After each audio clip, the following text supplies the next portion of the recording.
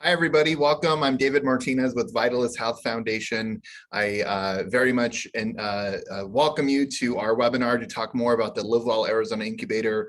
We'll give it a couple more minutes or a couple more seconds for folks to join the queue, and we'll get started in just a moment. So thanks again for joining us.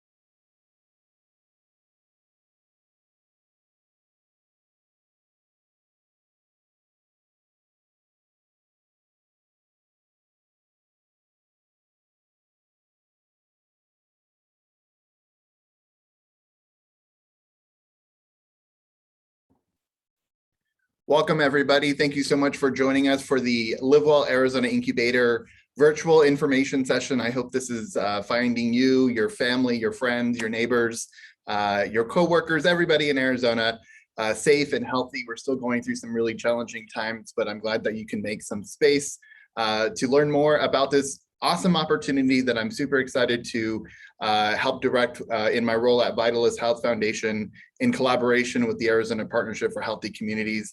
As I mentioned, my name is David Martinez. I'm the Director of Community Engagement at Vitalist Health Foundation, and we're so excited to once again support the Live Well Arizona Incubator.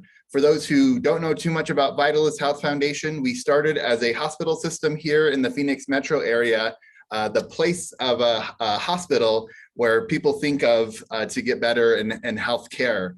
But over the evolution of our rebranding from St. Luke's Charitable Health Trust to now Vitalist Health Foundation, so has the rebranding and refocus of our efforts as health, as more than just health care, which is why I'm really excited that we are once again supporting the Live Well Arizona Incubator, because the place that we should be focusing on getting health is more than just at the hospital. It's where we live, work, and play.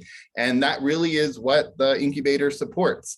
Place-based collaboratives that are working to improve the health of communities, of our people. And as a native Arizonan, originally from rural Southern Arizona, I'm so thrilled to learn about efforts of great people just like yourselves doing incredible projects to improve the health of our communities.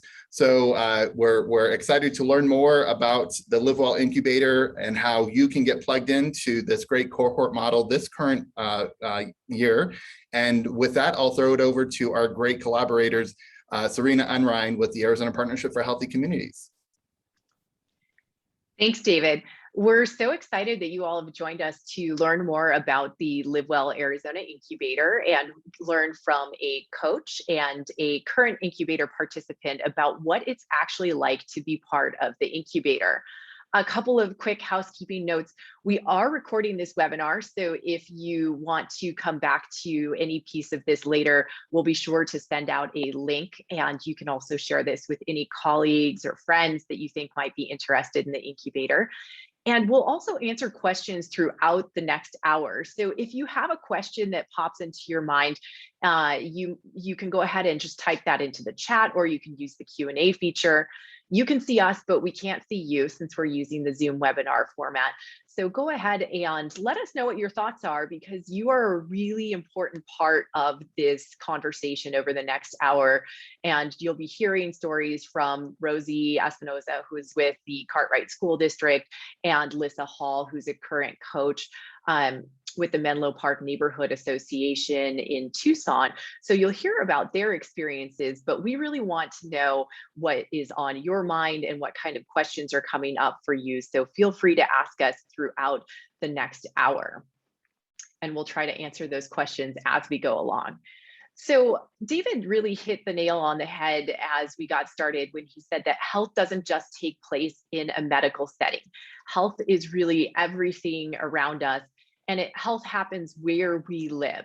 And that's the whole concept of the incubator, is that we want to support early stage place-based collaboratives to really improve the health of neighborhoods and communities. So that's everything from housing to education to the ability to access healthy food to support for mental well-being. All of these things are critical to health, even if we don't often think of them as the same kind of health in the same kind of way that we think of medical care. So we want to support some of the work that's happening all across the state, and we do that through the Live Well Arizona Incubator.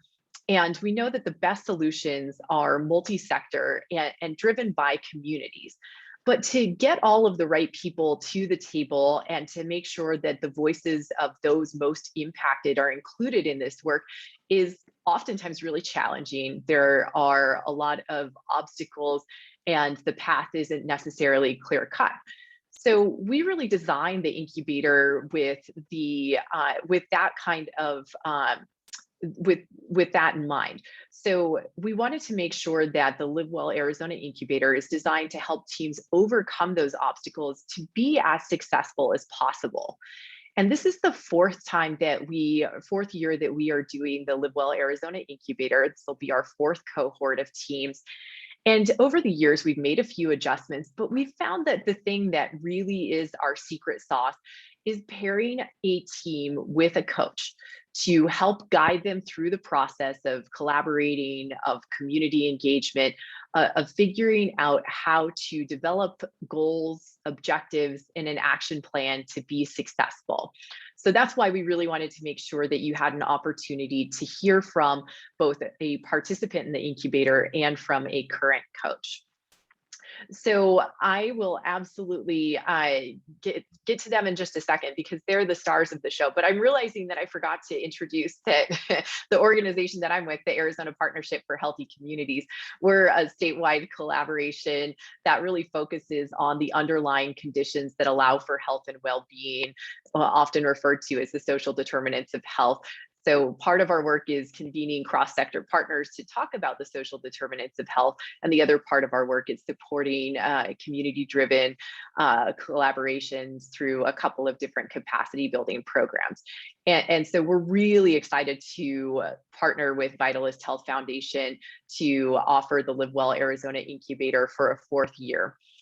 And to get into kind of the overview of what the incubator is, a lot of times people will think of this, will refer to this as a grant. And it's important for me to say up front that this is not a grant. People and teams that are accepted into the incubator will receive a coach, which is, in my opinion, way more valuable than any sort of actual grant funding, because your coach's time will be compensated, and that doesn't come out of any of the incubator team's pockets. And each incubator team will receive a $1,250 stipend to support their work during the year. And then, of course, there are 3 workshops that are provided in a virtual environment over the year to provide additional opportunities to learn from your peers that are also in the incubator and to develop different skills from technical experts and from skilled facilitators. So we adapt those workshops based on what each incubator cohort's needs are, but we've in the past covered storytelling, advocacy, equitable data collection, community engagement, how to apply for funding opportunities beyond after teams graduate from the incubator. So we will help be here to support you throughout your journey. The incubator program lasts 10 months. So after the application period this fall, teams will be paired, or teams will be selected November 5th and notified. And then teams and coaches will be paired in late November, early December. And the work of the incubator will kick off in January 2022 and last for about 10 months. That's the same kind of timeline that we're on right now. So both Rosie and Lissa can tell you about their experience because they're coming to the end of their incubator journey this year.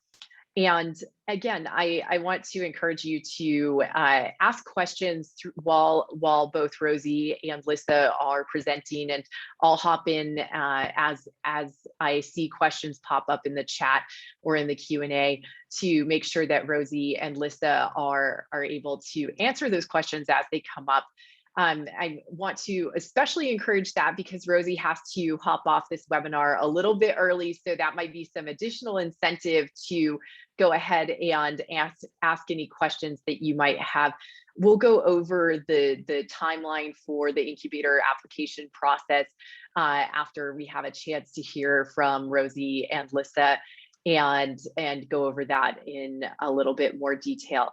But without further delay, I'm going to go ahead and allow Rosie to take the stage and talk about what it's been like to be in this in the incubator cycle this year, which was done fully virtually. So you can share how that's been, because I think next year will likely be all virtual as well.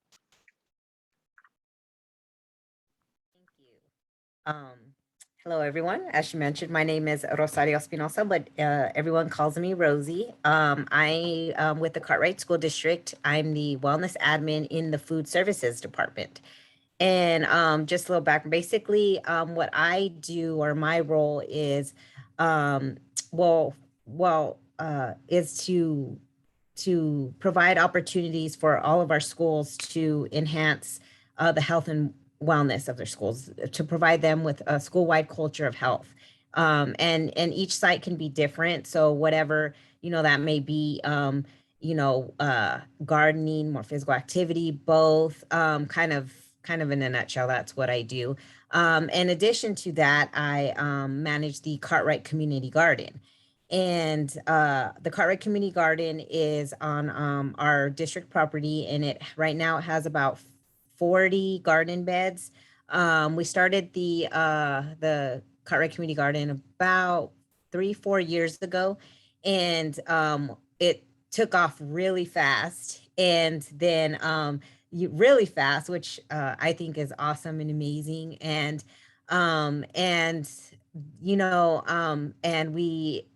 it grew really fast, and we started providing tons of classes, gardening, physical activity, nutrition, cooking. And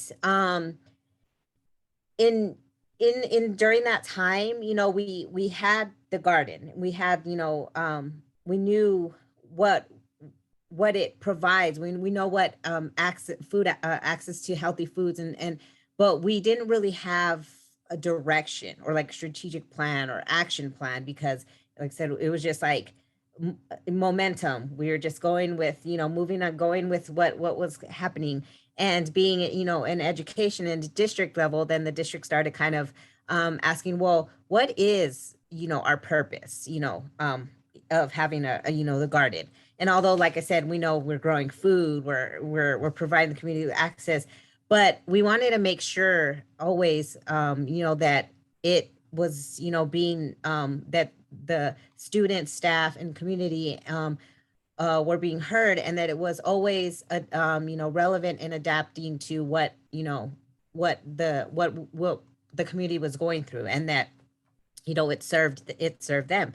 So we applied for the incubator grant because, and again, grant, not grant. When we read the application and listened to the webinar, we knew, and at this time it was myself and a coworker, Beth, who miss very much, but Beth Wright, if anyone on here, knows us, or, like she said, I can't see who's on the call or anything. She has moved on to another organization in a great new position. But that's, who I started with. She just recently left just a few weeks ago. So, but we knew that we needed some help, kind of defining that. And so, I have Serena, you provided me with some questions. Did you want me to kind of go through those questions and answer them? And That that would be great, because Okay. I think it's really helpful to Yeah. know about your Sure. community and about the Cartwright School District, and so people know where you're coming from. So thanks for Yeah. sharing that background. Yeah. What's it been like to be part of the incubator right now? So a little bit on the community, like you mentioned. So the Cartwright School District, it's in the heart of Maryvale, and I would describe the community of the Cartwright School District as resilient, hardworking, diverse, family-oriented, young, innovative, and thriving community.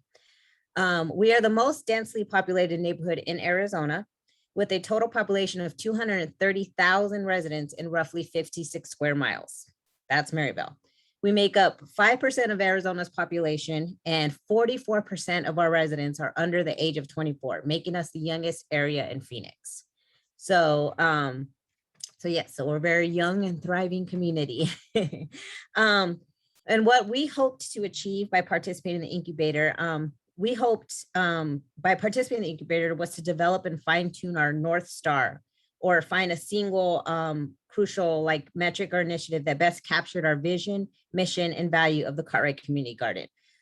We also hope to build capacity so that we could bring the Cartwright Community Garden to its next level of programmatic and organizational maturity. We hoped that by developing a strategic plan with a North Star would help keep us on track and be able to focus on programs and initiatives that focused on impact and sustainable growth. So that it could be carried on and built upon by the students, staff, and community of the Cartwright School District.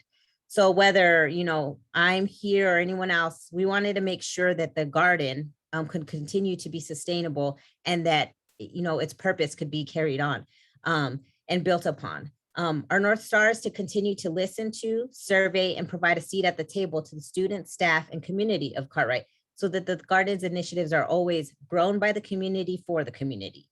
The incubator helped us tremendously and was invaluable to us with helping us create an action plan, next steps, and our North Star. Providing us a coach, Cynthia, was the icing on the cake because we had access to a knowledgeable expert, but that wasn't even the best part. It was the support that we received. In this line of work, feeling heard and supported is more valuable than you would think. Being able to openly talk to our coach, discuss issues, barriers, and providing us with tools and guidance to solve our barriers gave us much needed confidence in not only ourselves, but in the work that we do. The cohorts are amazing because it gives us a chance to hear from other organizations, brainstorm together, and discuss similar challenges, celebrate wins, and network.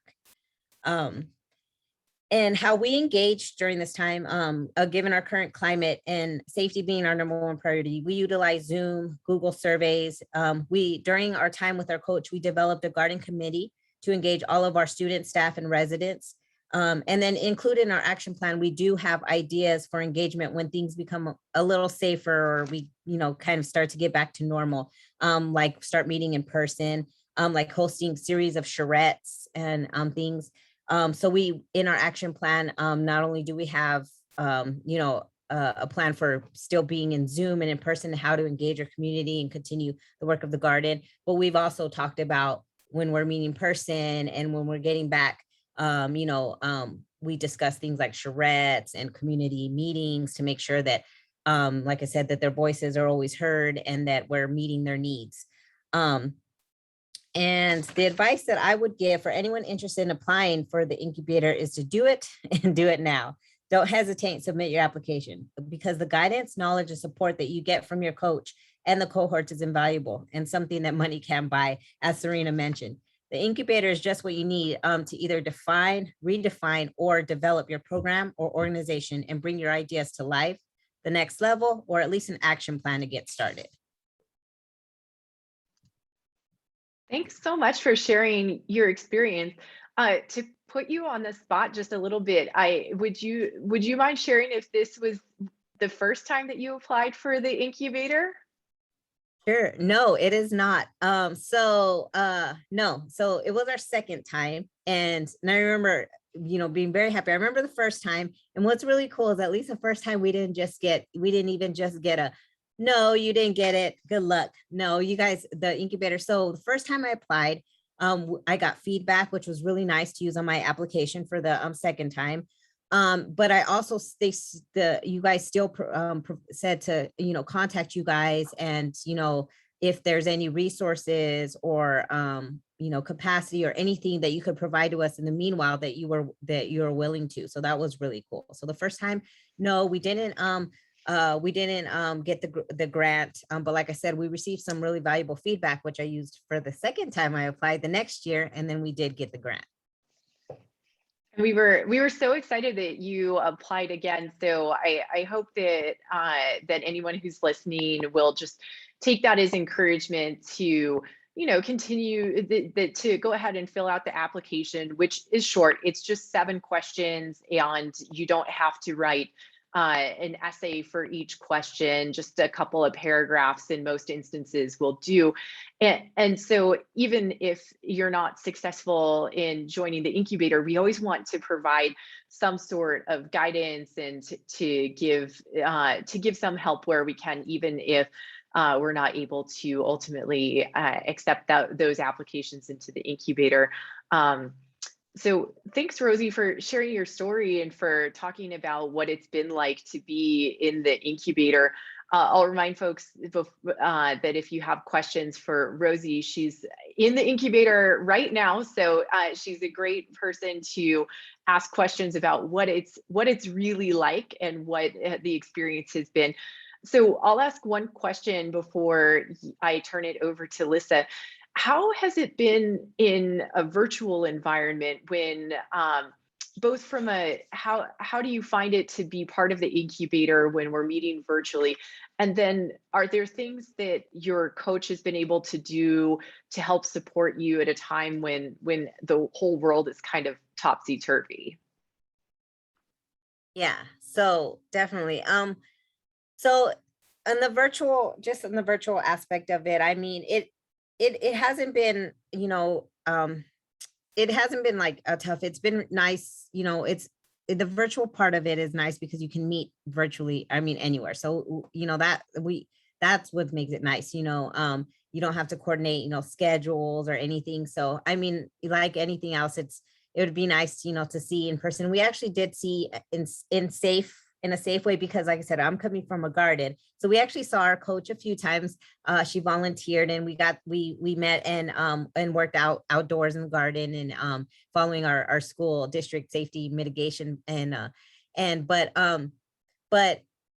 as far as though in the engagement part and the strategic planning and process of it, having that coach, like I said, was awesome. And because, we were trying to figure out, like, okay, how are we going to keep the garden going? How are we going to, make sure that, it's need and, make the story and the case for our garden continues, even though, we're not quote unquote using it, or we don't have students or, parents in there. And how do we continue to make sure that we're, listening and engaging and making sure that we're providing classes and programs that fit, our students, staff, and community's needs. And that, our coach had, a lot of, valuable information for us, meaning, that's where we decided to develop our committee. Through Zoom, we were able to still meet. She helped and alongside us the entire way, down to, helped us create, our agendas, helped us create, think about our questions, so it's really awesome, because I just kind of always felt like we were really set up for success, especially in, a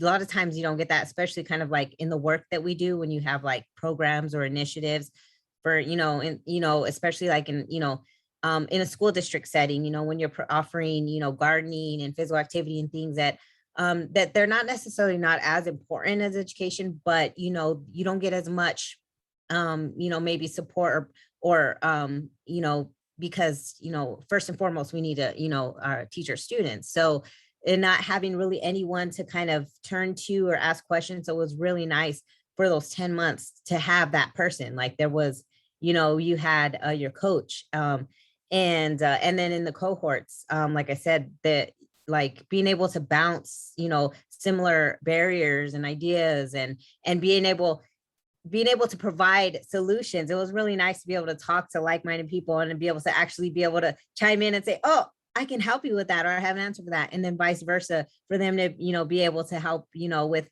something, that we were going through. And then, Google surveys and actually we were able through the incubator and with our coach be able to actually, because like I had mentioned that we developed the garden and it just was like really fast. And there was just the two of us. We were actually able to as well actually get some solid data using online that we weren't very, so much familiar with, but working with our coach, using our Google surveys and things, we were able to, analyze our survey, get those results down and put them in, infographic and a chart. And so we've started to be able to actually have, something to show leadership, and data. And it's really neat. But actually just recently, the school year started and met with leadership. And it was a really, really good feeling to meet with leadership, in a new school year and be able to say, this is exactly what we're doing with the garden right now. This is what we've done. Here's numbers. This is the surveys we have. This is what we know our students and families want to see, would like for the next school year. This is how we're going to get there. And this is, our projected timeline. So, so that, like we said, invaluable, because if we didn't have that coach, I mean, on top of, taking care of, what we need to do in our day to day and not, but we would have anyone to like really be able to, like I said, email at any time, meet with weekly or bi-weekly or whatever we were doing. We were meeting a lot, like at the beginning, we were meeting a lot, getting towards the end, it was a little less. She was letting us have a little more autonomy, having us build our confidence a little bit more and giving us some time to, work, which was needed and it was great. And, but yeah, so just to, like I said, just to have that person with all that knowledge and everything, it was really awesome. I'm so glad to hear that. Thanks for sharing what your experience has been in the incubator, especially given the times of COVID and how things have to be adapted accordingly. So thank you. And like I said at the beginning, we think that the secret sauce to the incubator is having this coach to really support and guide the team through the 10 months of the incubator. So I wanted to introduce Lissa Hall, who has been a coach in the incubator for all 3 years, right, Lissa? And she can talk about her experiences. Right now, she is the coach for the Menlo Park Neighborhood Association in Tucson. So Lissa, can you tell us more about the role of a coach and advice that you might give to teams thinking about applying for the incubator? Yeah, good afternoon, everybody. And so really, the role of the coach, and I really see myself as support. And I think Rosie did a great job of kind of summarizing the way in which Cynthia really supported their work at the Cartwright School District. And, our job isn't to do the work for you, it's really to support you to do the work. And so the ways in which we do that and the ways in which I've done that is to create that space, right? Because I have yet to meet a group that's participated in the incubator that this is their full-time job, that they get to spend as much time as they want to on whatever initiative that it is that they're working on. They're definitely doing it, in between their full-time job. And so I think it's nice to have someone that is holding that space for you and is helping to set up a structure. So regular check-ins, helping to organize meetings, facilitating meetings, and really kind of taking you through a process. Because I think of the incubator less of a grant and more of a process that you'll go through as a group. So part of that process, and really the way that I have found that I like to work with my groups is, starting it out with really kind of taking a moment to reflect. So often, especially since we're so busy and we're just trying to, get as much stuff done as humanly possible, you don't have much time to really stop and think about what it is that you're trying to accomplish. Like Rosie said, they needed that North Star. They needed to know what it was, that outcome. I always come back to Stephen Covey's, start with the end in mind, right? And I'm a designer and an urban planner, so that's something that's really just important to my process, is to kind of understand that, and not just understand like the task that you're trying to get to, but really understand the purpose of what it is that you're trying to accomplish. Because oftentimes I find in working with groups, like you want to get this task done, but then when you really delve into the purpose and what it is that you're trying to accomplish, the task may not actually make sense. And it may make sense to go over in this other direction. And I think, it's really kind of understanding, there's technical solutions and adaptive solutions, and really kind of starting to incorporate more adaptive solutions into this work. Because place-based collaborative work is complicated, and it's really about building relationships. And so if you try to come at it too much as a technical professional, you don't necessarily get where you want to go. And so I find it's important to just have that North Star, to have that, clear idea of what it is that you want to do, and really understand the motivation behind that as well. And a big part of it is refining, right? And kind of taking a second to say, okay, do we have everybody that we need on our team? Who are we missing from this conversation? What are our goals, and what is it that we're trying to accomplish, that next level? And that gets into some of the task kind of pieces with it. And on top of that, starting to prioritize. What is it that's really important, so that you can focus on those pieces? Because another thing that I found is like, is we want to do so much, and sometimes that can be overwhelming, and you end up not really being able to move forward on any one thing because you're just trying to do too many things at once. So really getting clear about, what are the top 3 things that are really important to you that you want to accomplish, and then creating that framework. So it's really about bringing all your collaborators together and creating that shared framework. So when things get difficult, because it's inevitably going to happen, or a new opportunity comes available, you can go back to that framework and reflect and say, okay, what is it that we're trying to do, and kind of ground the conversation in that bigger picture. Because, all of my groups, we've had some really challenging things come up and some really difficult conversations that we had to work through, but being grounded in our purpose and in our outcome, I think helps people kind of move past that and can minimize some of the friction that happens, has the tendency to happen.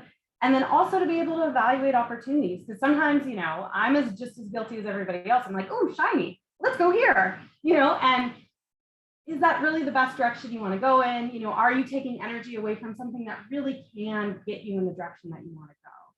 So I think that's an important part of the incubator, is this process that you go through. And not only are you going through it individually, but you're going through with a cohort of people that are doing similar things, very different a lot of times, but similar experiences. I think that answers your question, plus a little extra. It sure does. Can you tell me a little bit about who arranges these team meetings? Is that the coach that arranges the team meetings, or how does that work, Lissa? I think, it depends on the group and what their needs are. Each group is a little bit different, and so you just kind of have to tailor it. Sometimes, you'll need it, because if there's just too many pieces going on. So if that's something that I can take on as a coach and help create that structure and create that space, then I'm happy to do that. Eventually, I will transfer that work over to the group as they kind of get the pieces going and they figure out the structure. And some groups are already kind of structured and have those pieces. And so it's just a matter of kind of plugging into that. So I don't think there's one right way to do it. And I think that's what's great about this program, is it's really tailored to the groups and their needs, versus like, you're going to do this and you're going to go through these steps.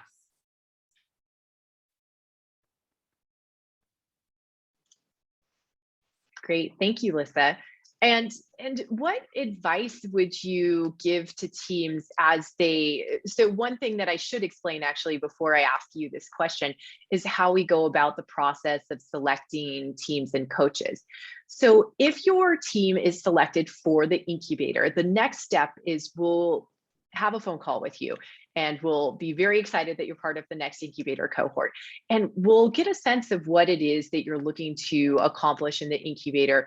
And we'll give you some ideas of different consultants who might be good coaches for your team. But we ultimately want the coach to be the team's choice. So we ask that each incubator coach only coach one team during an incubator cycle. So you might not get your first choice. So we ask teams to interview a few people. You can interview every consultant we have on our list if you like, but we encourage you to have these phone calls with coaches so you get a sense of what the coach's style is, if it's a good fit personality-wise, work-wise. So if you were in the shoes of a team that had just been accepted to the incubator, Alyssa, what would you think would be important questions to ask a potential coach? Well, that's kind of a tough question. So I think a big piece of it is just kind of understanding their skill set and their background. That's one of the things that I've been really impressed with the incubator is just the cadre or the bench of coaches and the diverse backgrounds that they have and just the amazing experience that they bring to the table. Each coach is a little bit different. My background, like I said, is urban planning and design. So I kind of come with that hat and that understanding. And I may not be the best coach for someone that's really wanting to look at mental health. But if you're wanting to do community engagement, I think I would be a good, a possible good fit for you. So I think it's understanding kind of what it is, initially what you're trying to accomplish, and then understanding what skill sets do you need. Do you really need someone to facilitate conversation? And meetings for you and kind of help you to grow that skill set.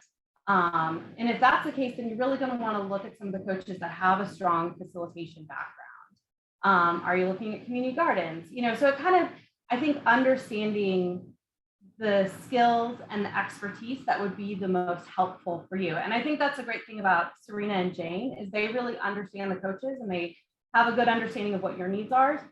And they try to do their best to kind of match those up and give you a few choices to think about. And so then I think it really comes down to personality. Is this person, do you vibe with them? Does it work? Do you think, they're going to be able to push you? Because that's a big part of what we do as a coach is we're going to push you outside of your comfort zone. And we're going to ask you to stretch a little bit further than you would like to stretch. And so if it's not a good personality fit, I think it's going to get really hard during those difficult conversations or during those uncomfortable places. So that would be my advice. Thanks, Lisa. I think that's really helpful. And I think it's really important that as teams that are selected for the incubator start to interview coaches, that they just start to think about some of those nuances. And one thing that I think is fascinating, and I think we've all learned how to use Zoom a little bit better than maybe we did before, is that you're actually based in the Phoenix area, and the teams that you've coached have not been in the Phoenix area. So how has that worked to have this kind of geographical difference? And have you do you have any flags for teams that are applying for the incubator or words of advice, I guess I would say, if they happen to be paired with a coach that's not in their neck of the woods? Well, I think at least my experience has been with Zoom, we are able to talk more and able to connect more because when I was, not when we were doing it in-person meetings, I mean, we'd have phone calls, but phone calls are a little bit more challenging when you have more than just a couple of people in there. I think Zoom really allows your entire team to be able to participate in a meaningful way. So definitely the change, being able to have more access to each other and being able to have more regular conversations as the entire team. I think one of the challenges sometimes is in those difficult conversations, the face-to-face piece is really helpful, and being able to connect person to person. So, I think as a coach, you just have to be a little bit more careful about how you have those conversations, and really be a little bit more strategic about them, just because of the nature of, it's like email. I think there's just something that's lost a little bit in the virtual, that can create tensions where there isn't necessarily tension. And so I've actually gone down to Tucson a couple of times now and actually met with my team in person and met with a couple of the folks face to face, because it was like, okay, I think if we just sit next to, sit across from each other, we're gonna find we're on the same page. I think it's just getting lost in translation. And so I found that to be really helpful. And so I think there is that little bit of mix, but overall, I think just being able to have better access has been really nice. So, because there's only so many times I can drive down to Tucson, or Sarita.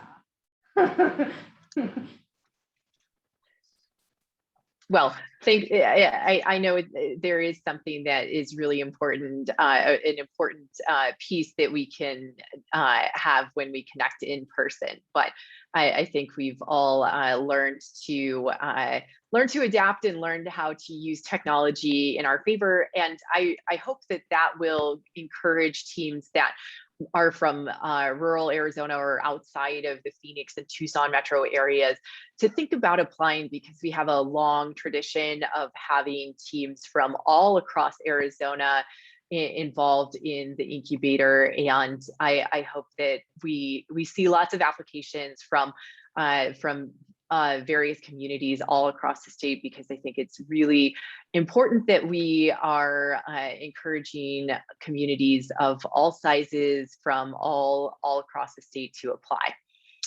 So I'm going to talk a little bit about the application process. I'm going to share my screen and give a few key dates applying or about applying for the incubator. I saw a question pop up in the chat, and I will get to that in just one second, but keep asking these questions about what you're curious about when it comes to the incubator, whether you have a question for Alyssa as a coach, or whether you have a question about what it is like or what we are looking for in the application process. So we have a little bit over a month left to in our application process. All applications are due Friday, October 15th by midnight. So get them in by Friday, October 15th. And the application link is a little bit earlier in the chat. It's just 7 short questions. We are not looking for you to write pages and pages, but we do want to get a sense of what your community looks like, who all is already involved, what it is that you're looking to accomplish in the incubator, and anything else that we should know. So if you have any questions at any point about that application, I encourage you to either join us on Thursday, September 30th. We'll have a Zoom meeting where everyone will be face-to-face, unlike today's webinar. So it'll be a little bit like an office hours situation, where if you have a question about your application, or if you want some advice, you could pop in for the whole hour or for 10 minutes to just ask questions of me and David. And then Lisa had mentioned my colleague, Jane Pearson, who really is the person behind the incubator, who makes the incubator work. And we will all be there at that office hours to answer any questions that you might have about the incubator application. It's not mandatory. It's just something that we offer to provide a little bit of opportunity for you to get our input and pick our brains. If that date and time does not work for you, do not fear. We are going to be available from now until October 15th to answer any questions you might have. So if you're not available on September 30th, you can just send me an email. I'll put my email in the chat, and we will find a time to hop on a Zoom or hop on the phone to answer any questions that you might have. I think the Q&A office hours is nice because people, if you can join it, because people might ask some questions that you hadn't thought of, you might get some additional insight. So if you have any questions, I definitely think it's worth your time, but you definitely do not have to attend to apply. So then Friday, October 15th, that is the application deadline. Please get your applications in by midnight if you are planning to apply for the incubator. Then over the next couple of weeks after that, we will have a review committee of folks from across the state. So it'll be people from different sectors, past incubator participants, the past incubator coach, people from both Vitalist and the Partnership for Healthy Communities, to really review all of these applications and figure out who is going to be in the next incubator cohort. And then I think we will have up to five teams in the next incubator cohort that will be joining us. So we've had 5 teams in each of our incubator cohorts so far, and that seems to be a pretty good size. So we are going to continue with that and have up to 5 teams joining us for the 2022 cohort. And then after the teams are selected and notified that they're part of the incubator, we will, like I said, have a quick phone call with them to just welcome them to the incubator, get a sense of what it is that they want to do, and give some ideas of coaches that they might want to interview. And by the end of the year, we will have paired teams and coaches and made introductions. So you'll get to know your coach. And that means that by the start of the new year in January 2022, you will be ready to kick off your incubator journey and start working with your coach. We haven't set the dates for our 3 workshops yet, but as soon as we are starting the incubator work next year, we will go ahead and let everyone know when those dates are. This past year, just to give you a sense, we had an incubator workshop in March, one in June, and our final incubator workshop is taking place next Tuesday. So we try to space them out to give people some time to get a little bit further along in their work. And then all of the incubator work will conclude by the end of October 2022, which I know seems really far away, but it kind of flies by in our experience.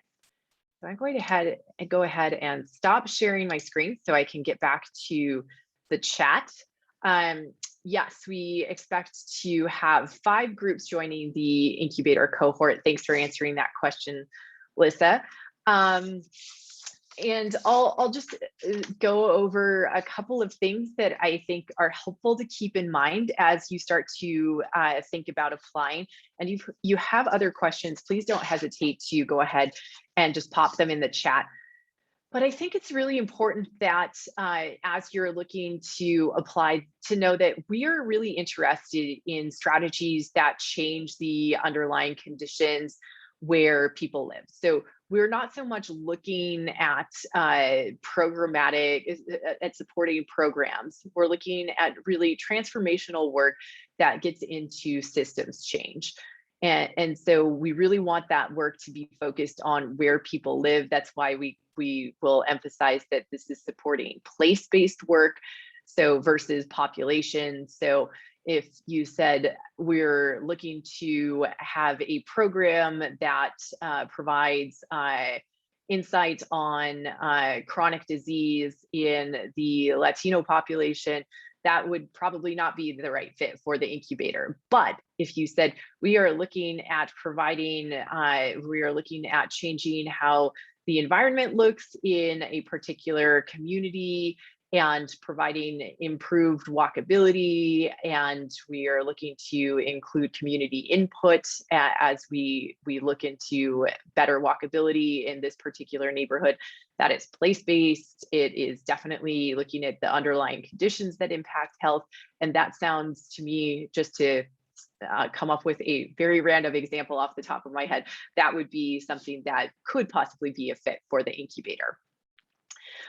We also want people to be thinking about cross-sector approaches as you are thinking about your application. You don't have to have all of the right people at the table yet, but if you, I think, we've seen a number of different examples in past incubator programs, but people who think about how they can partner with community members, how they can partner with different sectors to really expand their work. I would encourage you to start thinking through it. even if those folks aren't at the table yet, that's part of the work that will happen during the incubator. But we want you to just start to at least show us that you're thinking about who else should be at the table that you might not have reached out to yet, or maybe who was already involved in the work. And of course, we want you to include the voices of people who are most impacted by the work that you're doing. We've had a number of neighborhood associations apply for the incubator in the past couple of years, which is excellent. And I would just remind anyone coming from a neighborhood association that we really encourage even the neighborhood associations to think about who might not be at the table, whose voices might not be represented, and how can the incubator really be helpful to you as you go through that process of finding the folks who might not be showing up at community meetings. So those are some of my tips for success when applying for the incubator. And I am looking and I don't see any other questions in the chat right now, but I'll pause there because I've talked for a long time. David or Melissa, are there things that I missed or any other tips for success that you might want to share with potential incubator applicants? I'll just add, Serena, thank you. Vitalis is based in Phoenix, and I know both Lissa and Serena and I, we are, but the incubator supports collaboratives across the state of Arizona. So we really encourage rural partnerships to apply.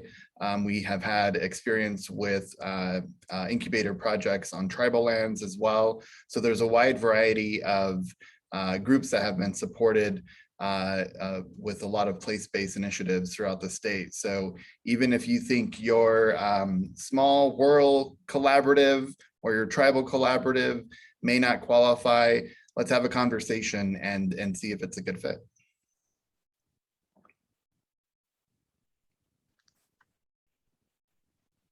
Great point, David. Thank you. And I see a question in the chat. Thanks, Josefina, for asking this question about how many times it takes to apply and learn what's expected before getting chosen. So sometimes teams are successful the first time that they apply for the incubator, and sometimes it takes a couple of times. And so I think it just depends. I would encourage any team that's applied in the past to reach out to us and ask if they might have any feedback, if we might have any feedback about their past application and how it could be improved. And I think that's true, or I know that's true if you don't happen to be accepted into the incubator this time. I would reach out to us right away. We'll happily provide some feedback and give you a sense of what it is that might have missed the mark, or why this wasn't the right fit this time, and get you some feedback right away. I would encourage you to do that right after you get notification if you haven't been selected, so it's fresh in our brain, so we can give you the best feedback possible. But if you happen to have applied in the past and didn't get accepted to the incubator, I am happy to make sure that someone, whether it's myself or Jane or someone else, has a conversation to give you some insight on that, because we certainly want people to be successful, and we want anyone who applies for the incubator to get the guidance that they need. And thank you. There's another question that just popped into the chat to the panelists. And it reminds me that I promised my email address, and I have not provided that yet. So let me go ahead and type that into the chat right now if you have any questions at all. And yes, Maureen, you can email the info@arizonahealthycommunities.org if you have questions about whether your project is a good fit. You're certainly, or you can email me directly. Both emails come to me, so I'm happy to answer any of those questions. And I know we're winding down. We're getting to the last few minutes of the webinar, and if there are any additional thoughts, I'm reading a question that just popped into the chat. and I'll get back to that in just one second. One thing that I would encourage folks to do is just go to our website if you happen to have any questions. We have a list of FAQs. We'll have a link to the September 30th Q&A office hours that will come out. All of this will be in the follow-up email that everyone who registered for this webinar will get. And Trey or Trace, I will be sure to get back to you with an answer about whether your project seems like a possible fit. Just reading the quick description, I think that could be a possible fit for the incubator, and I'll be sure to follow up with you via email to get you a more thoughtful answer once I've had a chance to read your comment in depth. So any final thoughts, Lissa or David, before we wrap up? Well, just real quick to answer Trace's question, I would take a look at Menlo Park and the work that they've been doing. So they're a neighborhood association in Tucson that has been working on putting together a neighborhood plan. And so it sounds like there's some similarities there, and they've been a great fit and a great group to work with. So, and I'm sure we could always make a connection there as well with the Menlo Park folks if you would be interested.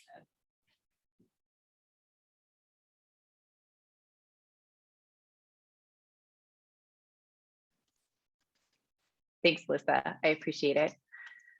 And I just put in the chat a couple more links, and again, I'll make sure that these go out in email too. But we will. But if you wanted to register for that Q&A session that we'll have on Zoom, I wanted to make sure that you had the opportunity to do that now, because I know personally I need to sign up for those things right away before I forget. And there's more details, including FAQs and a link to the application in that ArizonaHealthyCommunities.org link that just before that. So it's almost time to wrap up. I'll speak slowly in case anybody is typing a question into the chat as we start to wrap up. But I really just wanted to thank both Rosie and Lissa for taking the time to share their expertise about what it's like to be an incubator participant and an incubator coach. It's been incredibly valuable to hear from your perspective what your experience has been like. And also, I wanted to thank David and Vitalist Health Foundation for being such amazing partners in this work on the Live Well Arizona Incubator. We literally could not do this without you and your tremendous support.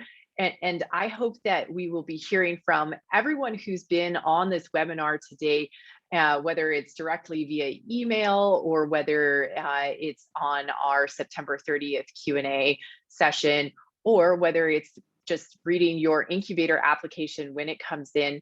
But we're really looking forward to hearing about you and the work that you're doing, because I know that this is my favorite part of my job, is learning about the tremendous work happening in communities across the state where people are really figuring out how to create environments, create the kind of neighborhoods where everyone in their community can be well and thrive. And I know that all of us working together is what is going to create a healthier Arizona where everyone can truly live the lives that they deserve. So I wanted to thank everyone for your time, and you'll be getting that email with the follow-up links tomorrow. And feel free to reply to that directly if you have any questions. And we look forward to hearing you soon. Take care. Have a great day. Bye-bye.